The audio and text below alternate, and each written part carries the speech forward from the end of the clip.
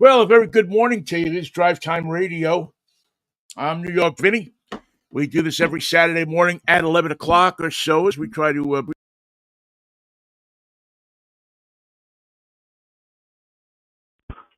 in radio. No, in cars. More car radio, one or the other. We're having a very technically difficult morning today. So I hope that the things that I plan to do here are going to work out. If they don't, we will certainly get it fixed up, figure out what's going on, and from there try to try to get things straightened out. It's just I don't know what it is. It's the internet or rain. Whatever's happening this morning, it's just been a horrific morning since I opened my eyes. Technical wise, I mean I'm okay, but getting the elements of the show together today have been tough, at least. And, I mean, one of the things that, we're all familiar with when you try to get something working and it doesn't work technically. And you feel like a Nimrod because, this stuff is beyond what I know. And I try to, do what I can. But unfortunately, sometimes every once in a while, it just goes belly up. So I have to figure it out. So I hope you'll bear with me, and I hope that you appreciate that this shows that it happened this morning somewhat on the fly. I mean, I hate to say it, but that is pretty much the way that we're doing things this morning. Like I said, we have elements of this show that I try to go out and try to pre-record stuff, and I try to do some visual stuff like that. Just not sitting here like some shows do for 15 and 20 or a half hour now. Just sit here and tell you my opinion about everything. I try to go out there and bring you things that are happening on the automotive circuit, film things that are happening, so on and so forth, and give you more than just me. Because me, I mean, I know a lot about cars, I know a lot about sports, I know a lot about a lot of things, but I think sometimes I might get pretty boring to listen to after a while. So I will, I'm testing it different to try to get you stuff this morning. If not, the one thing that I know how to do is I will go back and I will retake this show, re-input this show, figure out what the problems are, re-input this show, and we'll have it online for you in a day or two with all of the elements that we're supposed to have in it. So, that being said, a bunch of stuff going on in the automotive world this week. Starting, I think, with the New York Auto Show is the press preview days are a little later this week. I am not going to be able to go because I have a previous commitment here in Seattle, so I'm not going to be able to go. We'll have somebody from the Auto Show on the show live next week and tell us the highlights. One thing that I have been noticing about the New York Auto Show, the way manufacturers present cars to us has fundamentally changed because of the pandemic. People used to, they used to wait till the auto shows to roll out scads of new models, whether they be reworked old models or something brand new that they keep it under wraps, or they would have this big folderol with people running around and dancers and handing out espresso coffee beans in the place to get you interested in manufacturers' cars. And then you would go around and say, wow, it was the best thing I saw at the show.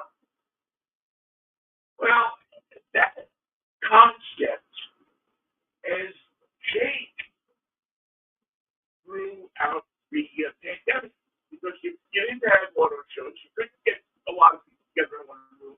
So what they started doing, and the auto shows found was much cheaper, was to do these internet previews, these drops, as you will, like they do with music and records, and watch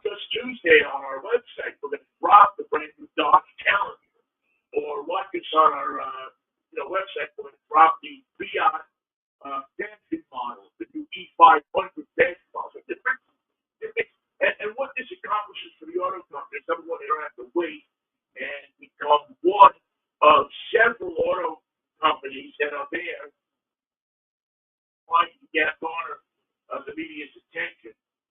Number two, it saves them expense because although I have never gotten a junket like that, many of the auto writers, and so always keep in mind about cars, many of the auto writers, their trips to New York are paid for by the auto companies. They take them in and put them up in fancy hotels. They, wine and dine and take them out here, take them out there, hotels that you could never afford to stay in if you're me. But all companies do this because they want to butter everybody up, but they don't want people to say a bad word about it. And really, if you think about it, they soften up the press. They listen, they take them on these trips, and I've gone on these trips before, and there's kind of well, you're not going to say anything bad about my car if I fly you to Hawaii to drive. The biggest one of these, and to me the most interesting one of late, was company Vinnie who's trying to get a stranglehold here in the United States market. They flew plane loads of German. I sometimes feel like I was the only one that didn't get to go to Vietnam to see the premiere of the Vinnie.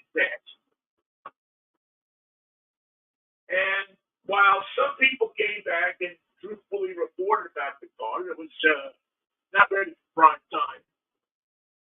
Others talked about how good the car was. And as we all know, anybody who's into cars knows right now, that so far the cars have been cracked. And you're not going to, I'm not going to lie to you. The car's a piece of crap, the car's a piece of crap.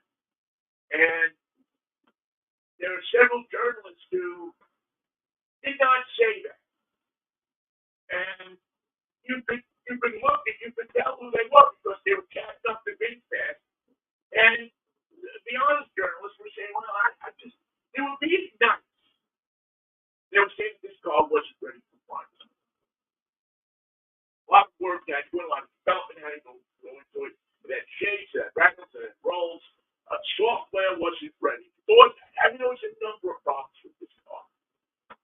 But you were taken over to Vietnam, a place that you probably had never been before, would get to go if you want to go on a car company junket. And, a lot of people, especially, I will really be honest about this, people who are solely on the web, decided that, well, I don't want to piss off Big Fast, but who knows, they're going to take me to Australia next. So I'm not going to say anything bad about the car. It's just been a problem in the automotive industry for time to turn. You go on these trips, and whether it is implied or not implied or what, you are beholden to the car company for the most part to say nice things about their car. Now, I haven't been on one of these trips since 2016. For whatever reason, I fell out of favor with the car companies. And while I was upset about it for a long time, I actually rethought it and said, you know what? This means that I can be much more honest about a car and tell you, not that I wasn't before, but there's always that feeling inside that, well, this can't pay for this. Now, car companies don't pay for anything. We don't take advertising from automotive companies. We don't go on the trips anymore. As I said, the past 4 and 7 years, we haven't gone on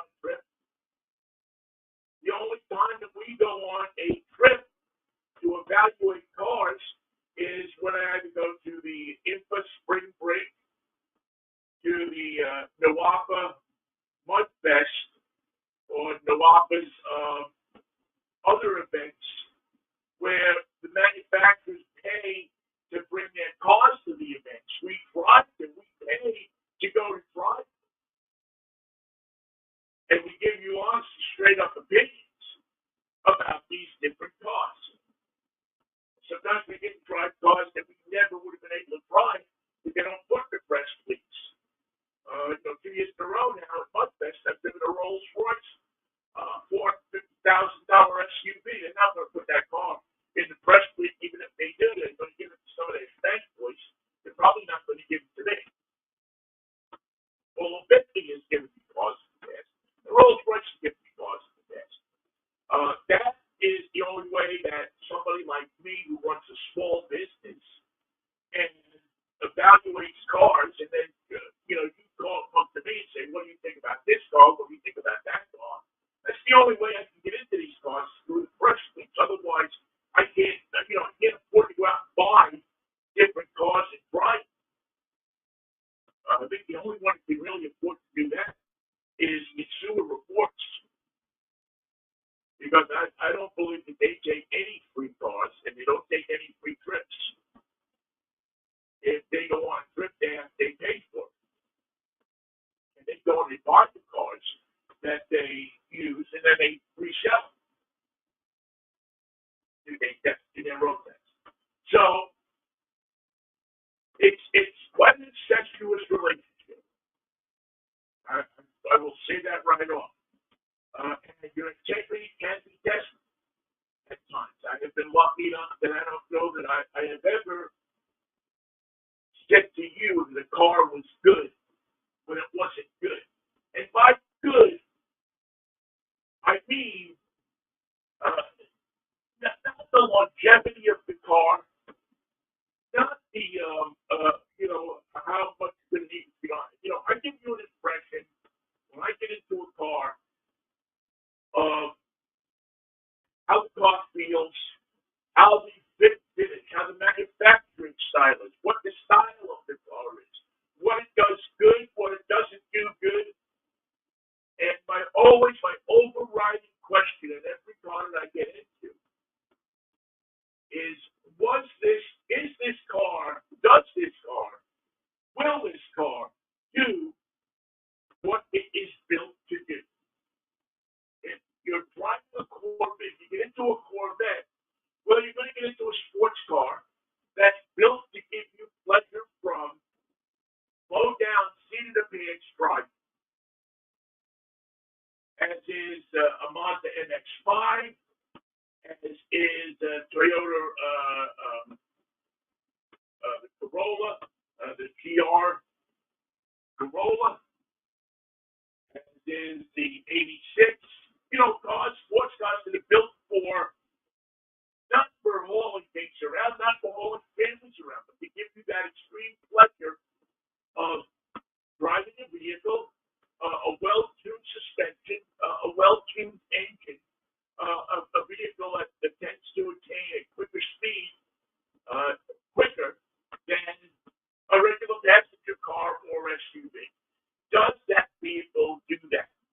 That's how I evaluate that car. When I get into a four-door sedan, I get into a car saying, does this car accomplish what the manufacturer designed it for, and what the consumer who is most likely to buy this type of car needs? If it's an Accord, does it have, is the driver position comfortable? Does the styling look good? Is it ugly? Does it, and that's, that's mine. That's not a true fact. Is the fit finish good? Are the seat belts easy to use? What happens when you put a car seat in here? Does it feel secure? What kind of safety equipment does it have? Would you put your family in this car and drive them across country in it? Same thing with SUVs. Do they do what they are designed to do? Can you take it partially off-road? I know that you're probably not going to go through an off-road course with your SUV, but does the vehicle accomplish what the manufacturer says it does, and what the average consumer who would go into a showroom and buy that car wants out of that car.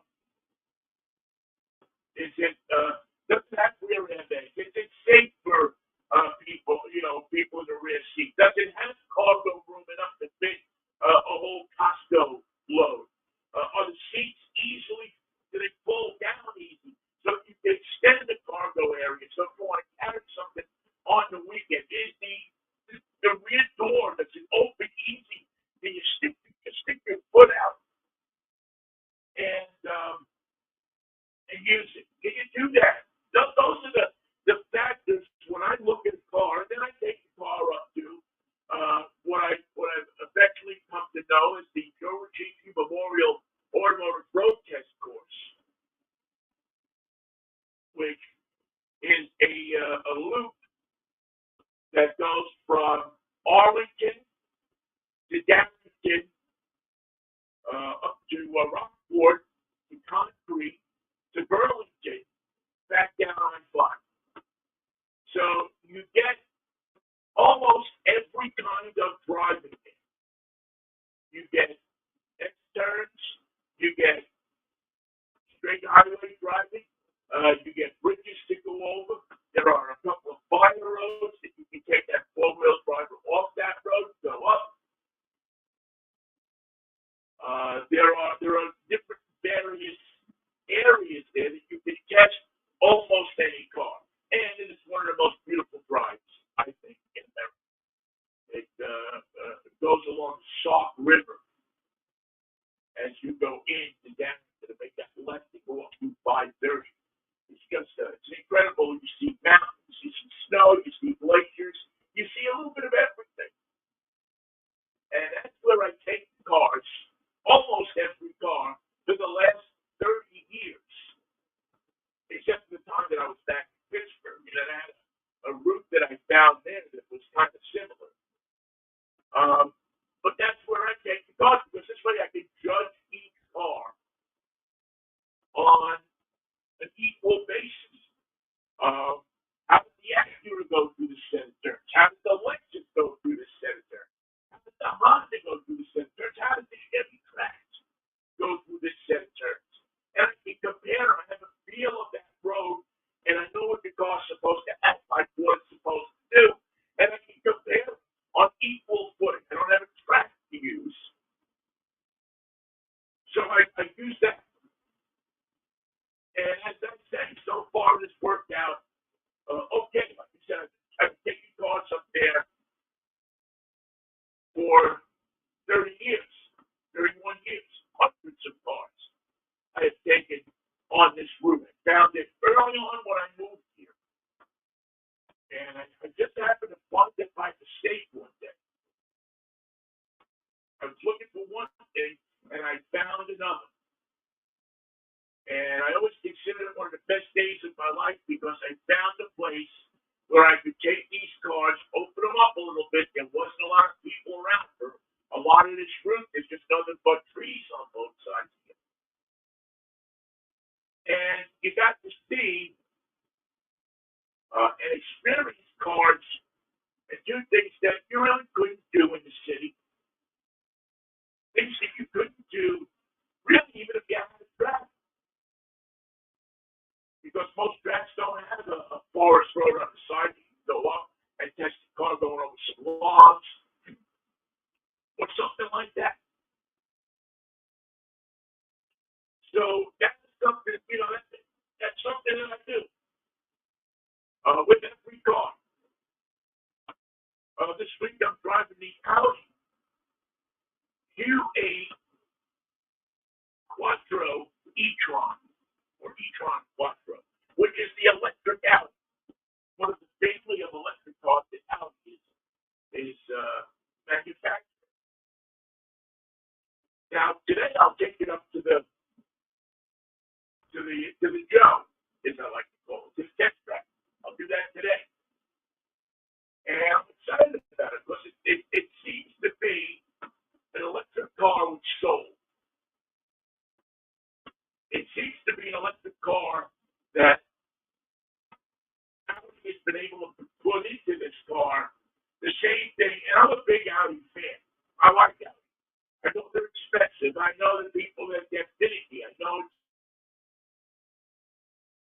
some people just don't. I like Audis. I've always liked Audi from, you know, way back. And I've always thought it was, engineering wise, the advancements in an Audi usually struck me as better than Mercedes Benz that I've driven. And I know people Mercedes Benz will get upset about that, but there's just something about Audi. They really have done an excellent job with this car, which I'm glad of because one of the worst cars I ever owned was an Audi back in the 80s. I had an Audi 100, and that car was so bad that we gave it away at the radio station I was at by guessing the 10 things wrong with the car. We actually gave somebody the car and the top 90.3 albums of the year. You know, when you were young and crazy back then. Anyway, so this, so to make a long story a little shorter.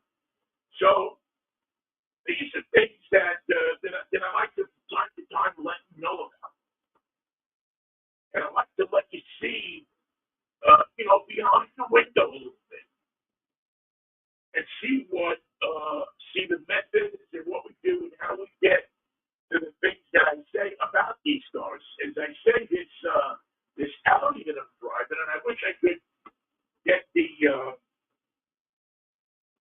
B-roll, the pictures of the car to work, but unfortunately, I'm having internet problems, and it's just not. I'm going to try it again right here, right now, to see if I can make this work. Because to me, it really was such an important, I don't know, just such an important piece of the show today and what I'm doing. And yeah, for some reason, I just can't get it to transfer from one to the other. I apologize for that. We will get it. We will get the technical problems fixed. I promise you. So anyway, this Audi that I was talking about, just an incredible car. Got a 5-star safety rating from the National Highway Safety Association, or administration, I should say. It's safe. It has an incredible infotainment system in it. 3 screens. The upper screen in the middle fronts a nav system that is far superior to almost any other nav system I've seen in a car. The CarPlay has a Bang & Olufsen audio system, a Wi-Fi hotspot, and a wireless smartphone charger. It does, again, everything you need to do in the car. The nav system on Audis are interesting in that they give you not only the Google Maps version, but they give you the actual Google Street Scene, so you can actually see where you are going when you put in a destination. And Audi's been doing that for a long time. As far as styling, this car is gorgeous. The interior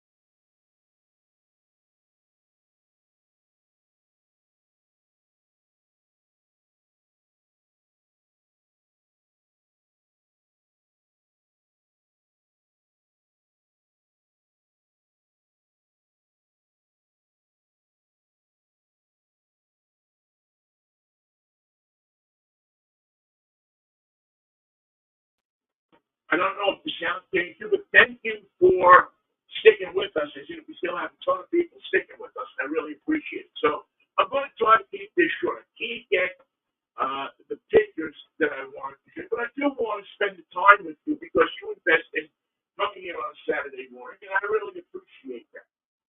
Please do me a favor if you're watching this on YouTube, or if you would go to our YouTube channel at goldenpvd.com and hit the like and the subscribe buttons.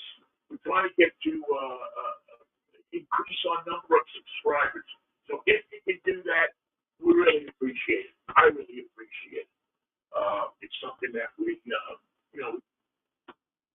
by the way, the price on this Audi, in case you're thinking of running down to your Audi dealer and buying a 2024 Audi Q8 e-tron Quattro with the Prestige package, your total cost on this is going to run you $88,990.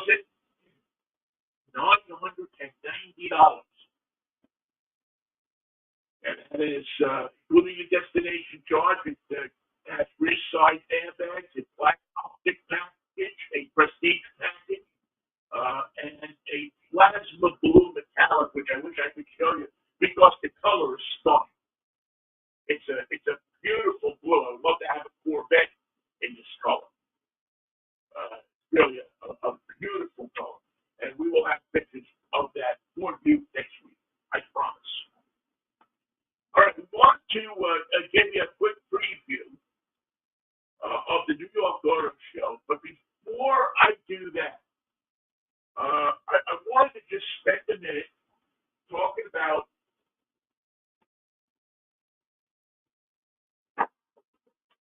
the Driven Memorial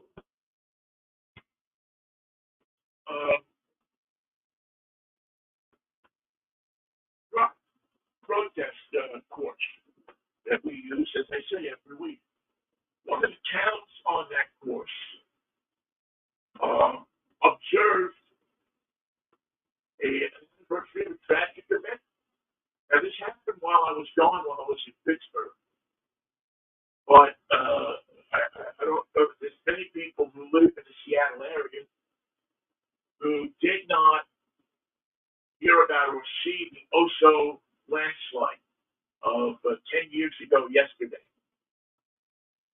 This is an entire mountain, side of a mountain that just let loose and came down, swept over a neighborhood, a road, and stopped 100 feet on the other side of Route 530. And I remember the day I heard about this. You're a landslide, you think, yeah, maybe some of the rocks fell. As I said, according to KDKA at the time, back in Pittsburgh, I started to get to look at the news reports that were coming in, and I was, oh my God, 43 people lost their lives. 11 others were rescued from this massive mudslide that literally took out a mountain. And if you drive up to Route 530 and you go out of WADDYA, get about 3/4 of the way there, you will come upon the Oso Slide Memorial, which just was dedicated yesterday. I was out there earlier this week and walked through it. And again, I had never lived in Oso, but I've gone through Oso. I stopped at the Oso General Store. I bought gas there. Bought drinks there. Talked to people. And stopped at garage sales. Different spots in Oso on the road. Got off for taking the Oso Loop Road around.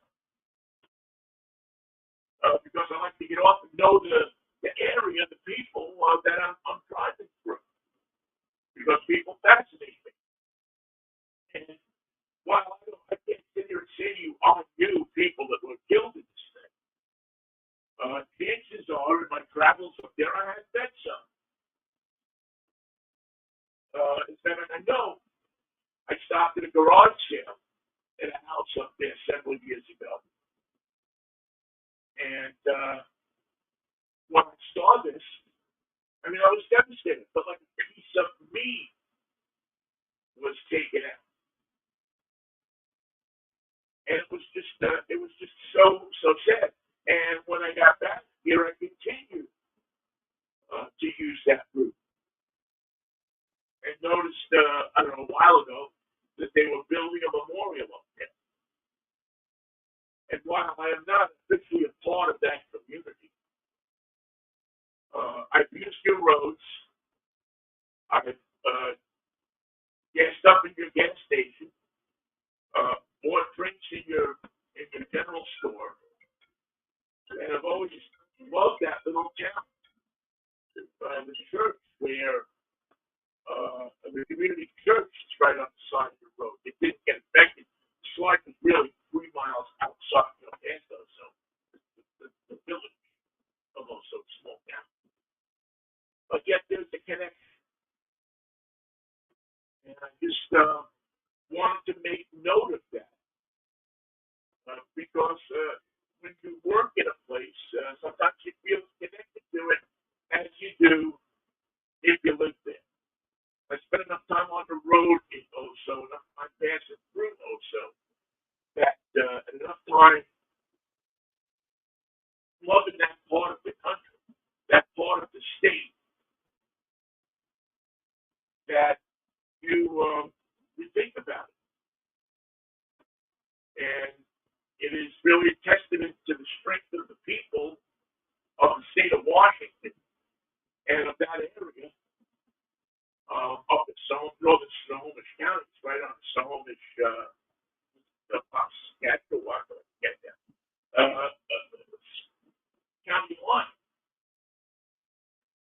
That these people have recovered and they've thrived and they've done well, but they've never forgotten. And so, if you get a chance, go on their website, go to the memorial website. It was moving to me to go up there and to see that they had a survivor tree. What's a survivor tree? Well, September 11, 2001, right next to the World Trade Center, which was destroyed by terrorists. And all of that mess, all of that tragedy, when they pulled the rubble off of West Street and or the surrounding streets, there was this tree that survived. There was this I think it was a pear tree, if I'm not mistaken. And the tree survived the impact, the dust, the dark, everything, the death and destruction all around it. So people at the Parks Department dug this tree up and they took it to an arborist area and they worked on it to preserve the tree. And the tree has been replanted at the 9/11 Memorial. And what they do is they take seedlings from this tree every year and give them to 3 places that have endured tragedy. So that 3 other locations every year can plant their own survivor tree. And there is a survivor tree that the seeds were given to the Oso Memorial. When you walk inside the memorial, there is a survivor tree that comes from the New York City Parks Department and the World Trade Center. And I think it's, for me, being an ex-New York and having lived through all of that, it's just a great experience, a phenomenal experience to see that. To see that symbol of what it means.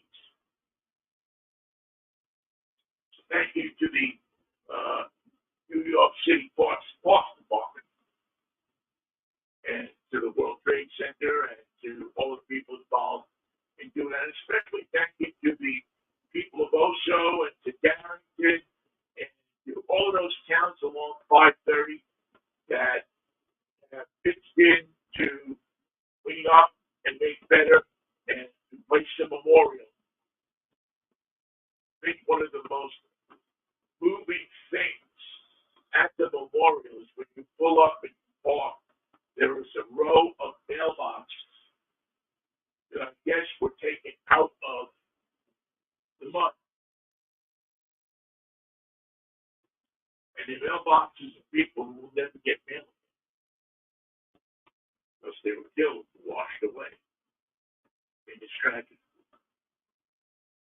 And if it teaches you anything, it teaches you that things can change in a second. That your life can change in a second. And never take a day for granted. Take a moment for granted. Never take time for granted. Whether you be driving in a car or walking down the street, you just never know. All right. I'll get off my soapbox to the people of Oso. Please stay strong. All right. We were talking about the New York Auto Show. New York International Auto Show press days will commence this week. And I don't know that it is going to be as pumped up as it has been in the past. But I think there's still going to be a lot of cool stuff that's going to go on there.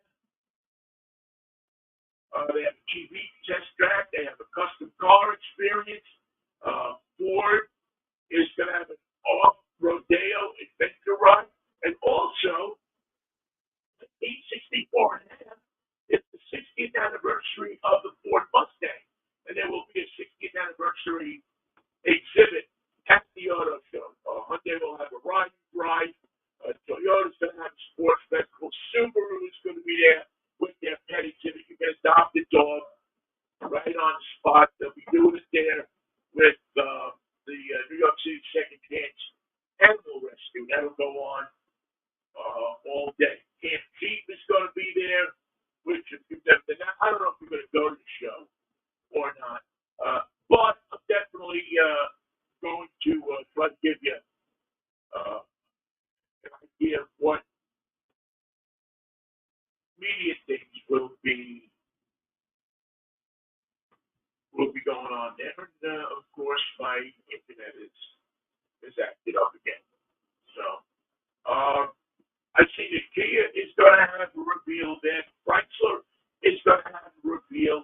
Nissan is going to reveal the new Nissan Kicks, which I've seen pictures of it, and it's definitely going to get more of an SUV look to it, which is Nissan's fairly inexpensive car. So I think that's something that a lot of people are going to be looking forward to. If you're a Nissan fan, you'll probably be looking toward that, and trying to, get an idea of what is going to be happening there. But the press conference really is kind of just a really exciting way that we go in and we look at new vehicles on Wednesday. The New York Power Authority is going to be there. They're going to be talking about charging infrastructure for electric vehicles. There will be an auto industry press conference. As I said, Kia is set to introduce a couple of cars. Hyundai is going to be introducing a couple of cars. Honda will have a prologue there. Let's see, what else? Yeah. A World Traffic Safety Symposium will be there on Thursday. At the New York State of EV, electric vehicles moving. It's been a tough year for electric vehicles. So we will keep an ear on that. As I said, we several people that we talk to regularly that are going to be there. I'm hoping to catch up with John Vincent next week, my buddy from U.S. News and World Report, get him on the show so that we can talk a little bit about what he is seeing at the New York Auto Show. But this is the show that really, three shows: Detroit, New York, Los Angeles, Chicago. Maybe is on the outskirts of that a little bit, but these are the three shows you pay attention to. And there's this conflict in the industry now about auto shows, and they outlive their value to the media, not to the people, because people love to go to these shows. We're at the Seattle Auto Show, and this place goes hands with people because it gives you a chance to look at costs, compare costs, all in the same place. But for the media, it's at the top of the show. Things are changing. Now we get an invitation on our computer to take a look at this car, and then maybe they'll send you one, and they'll take you, or they'll send you one to press release. That's what we do these days. They don't want to spend the money to take us to different, or many of us to different places. So it's interesting. So that is that's the New York Auto Show. As I said, it's a really if you ever get a chance to be back in New York, the last week in March, it is without doubt something worth seeing. Especially if you get into press days, because you really get to see a lot. Yeah. What else is going on? A lot of news this week around electric cars. A lot of people, asking the question: is Joe Biden, the president, going to ban gas cars in the United States? And it's a big talking point politically for a lot of things. There are new regulations that are coming along. A lot of people, especially, they want to integrate Joe Biden, saying, "Oh, look, you can't. We're gonna." We heard one of the presidential candidates this week say, "Well, we're gonna put a big tax on electric cars and this and that." What they have come up with is that they are going to. It appears that they are going to loosen the standards a little bit so that the automakers and the infrastructure technology can catch up with the electric cars that are being sold. Many of the manufacturers thought that the original mandate here to have all these cars be electric by 2032 was just too much. They couldn't do it. That the original proposal was not feasible. And there are a lot of challenges that would have. Now, the EPA, the Biden administration, saw this, and they changed it to work with the manufacturers and improve what was originally proposed, which many people said was impossible to do. Really smart people said it's not, don't worry about it, it's going to have to change. But auto manufacturers have to plan years ahead of time.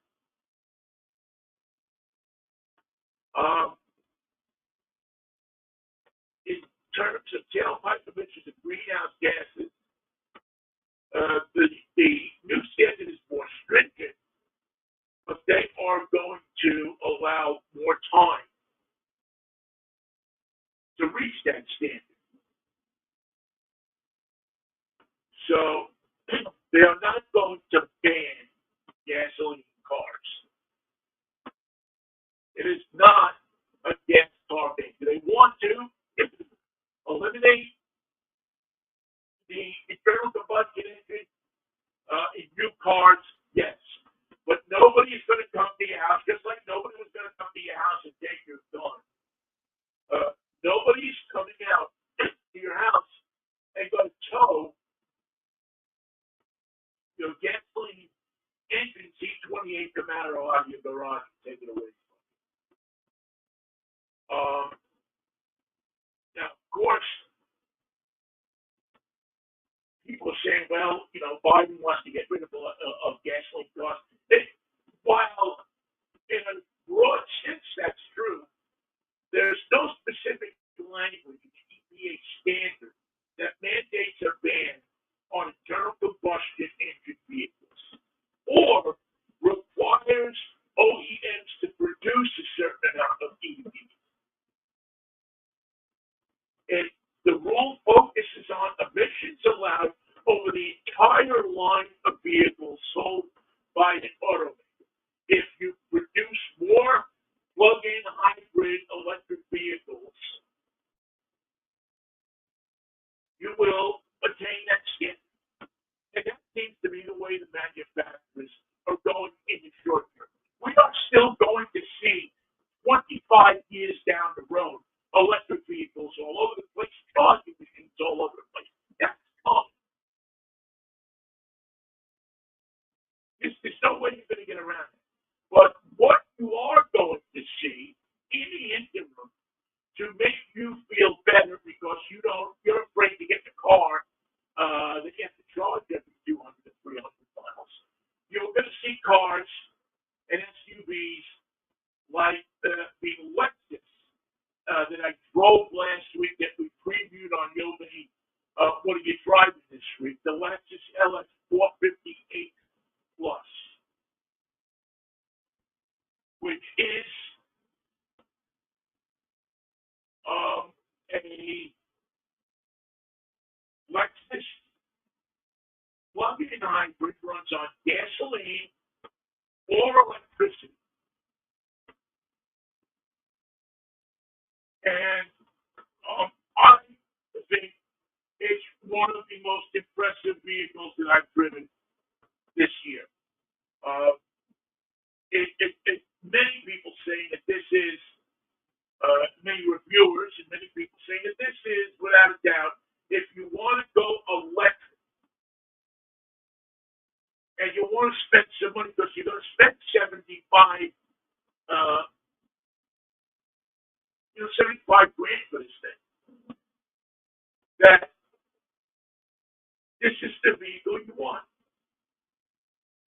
That this is the one. The RX 458 Plus is the one you want.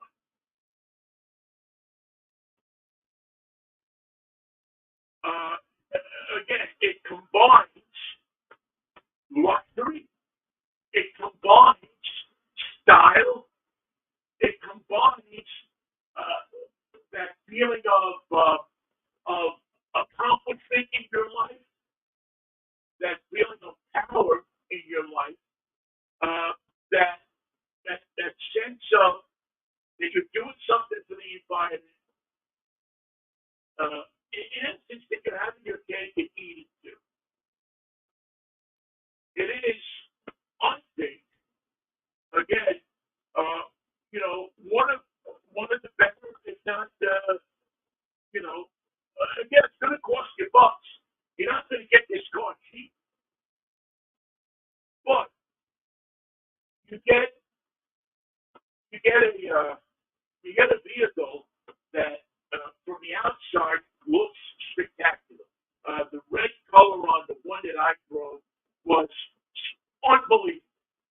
People stopped when I was going to have my sunset there and look at it and stop and just, is that Alexa? Is that what is that the news? It has that front Mensa grill that sits in the front that identifies it as a Lexus. There's no mistaking what you're driving when you're driving this car. The curving lines of it, the side-to-side taillights, the back, the wide hatch that opens up and gives you extra room in the back. It really, the whole package really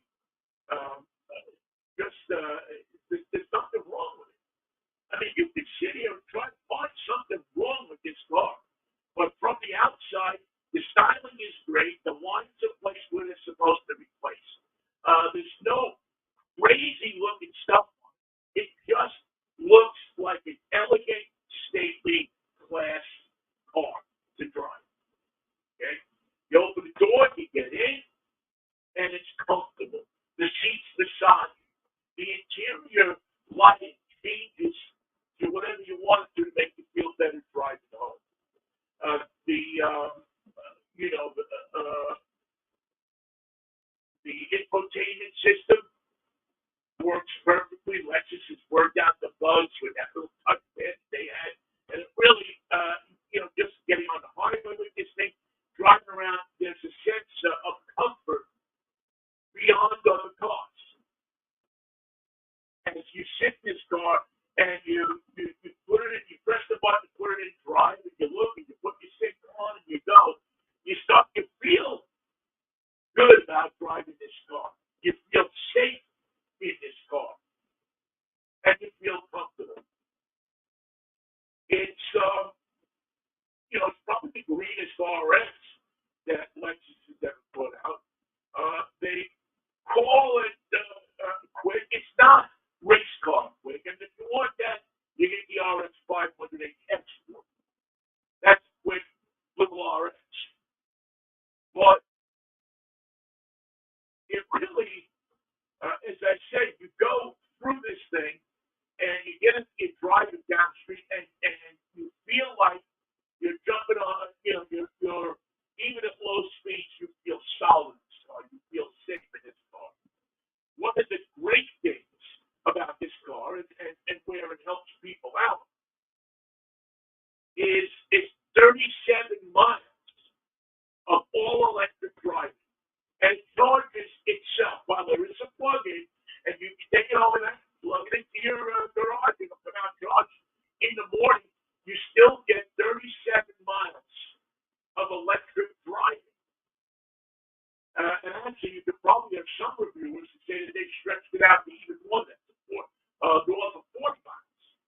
So if you get in your car, you're going down a window, you get in your car, you're going to the doctor, or you're driving over to the hospital, or you're taking a short trip, we're going to downtown Seattle and back, 37 miles, it's going to give you plenty of range. You're going to get to where you're going and back again without using a drop of gas. And the EV mode runs up to 84 miles per hour. So you can keep it an EV. Some of the EVs, when you get to 40, 45, 50 miles an hour, they just cut out the EV and go to gas. But this one will get you up to 84 miles an hour, which is a number that you shouldn't be doing anywhere around here anyway. So it has dual electric motors. You have a lithium-ion battery pack. It takes about 2.5 hours to charge when you plug it into a 240. And you have a small gas tank, 14.5 gallons. But together, you can get from a charged battery pack and a full tank of gas. Lexus says you can get 540 miles of total driving.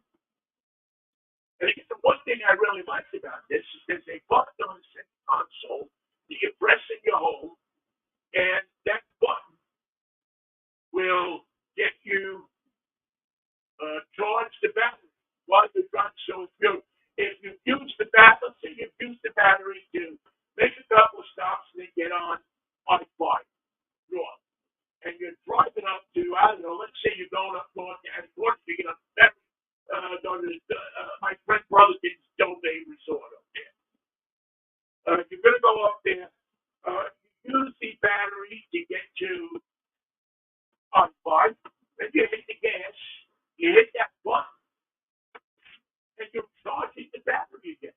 So that when you get off the ferry up there on whichever island it's on, San Juan, you get down to all electric power again. And the car will drive. Acceleration at EV mode is kind of more than adequate. It's a smooth transition to each engine. I don't think you're ever going to know that you're switching back and forth, except that there's a button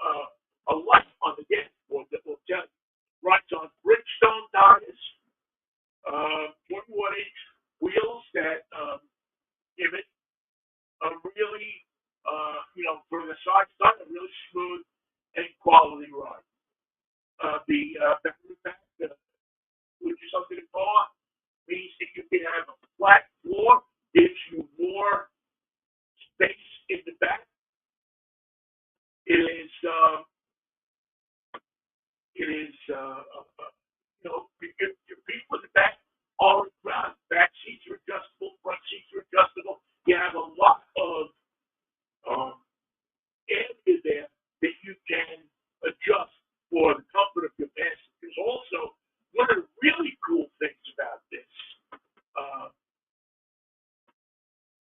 besides the bamboo wood trimmings, is Lexus puts a Mark Levinson sound system.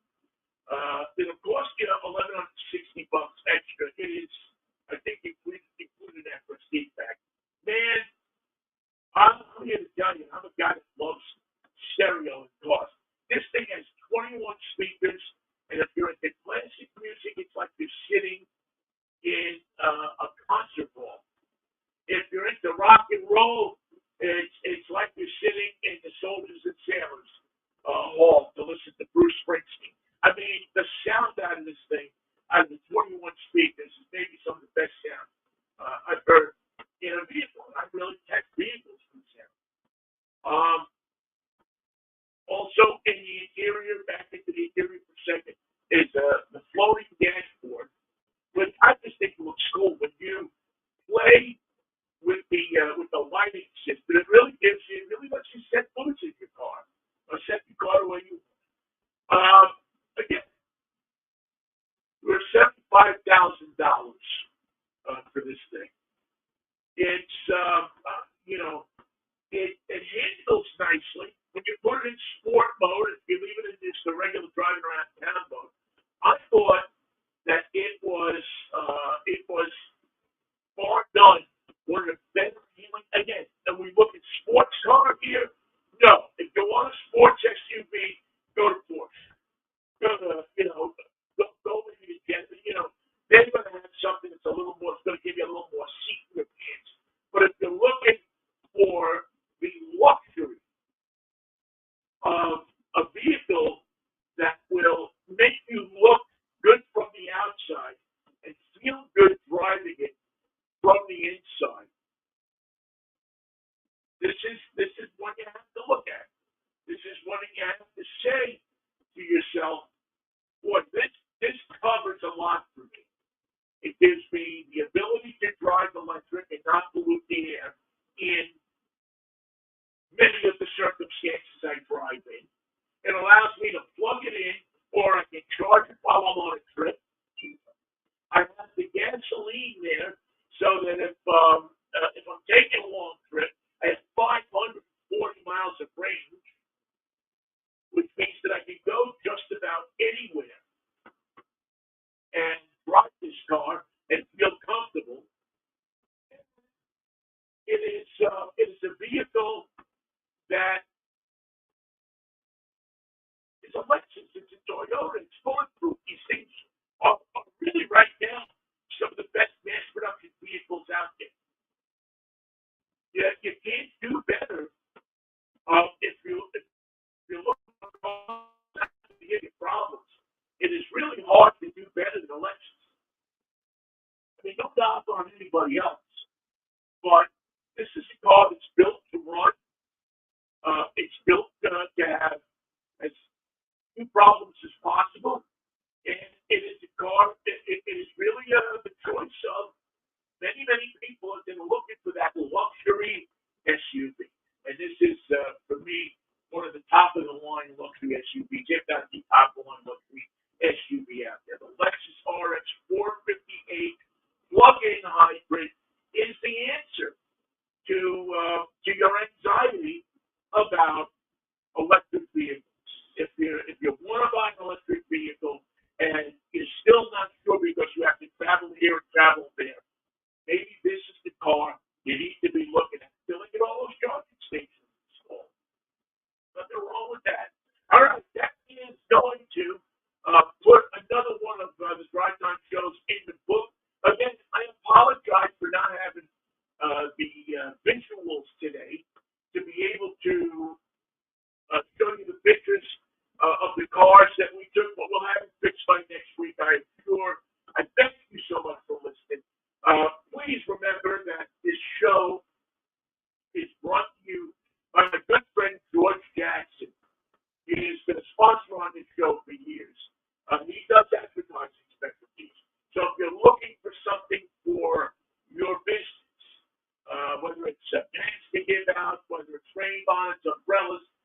all of the things that a business needs to promote itself. George Jackson and George Jackson promotions, either on Facebook or on the internet, is the way you should go. Plus, this is the guy that doesn't bull crap you around. This is the guy who, when he tells you it's going to be there on Tuesday, if you want T-shirts from him, and he says it's going to be there on Tuesday, it's going to be there on Tuesday. He doesn't mess around. He's a straight-up guy. He's a good friend. And I heartily suggest that you go to GeorgeJacksonPromotions.com or on Facebook, George Jackson Promotions. Look them up and check them out if you're buying stuff for your business, for your social club, and whatever else that you may need advertising specialties for. I do want to tell you that the vehicles that we review in drive time are provided to us by the manufacturers.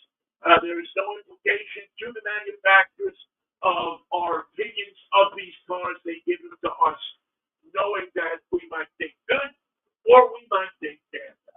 So we don't take advertising from auto manufacturers, but we do take advertising from just about anybody else. So if you are interested in advertising to an automotive centered crowd, we are you should be looking at, because we do get a lot of people who are interested in cars, fixing them, and shining them up on this program. Once again, you can contact me at Vinnie at Drivetime, radio.com.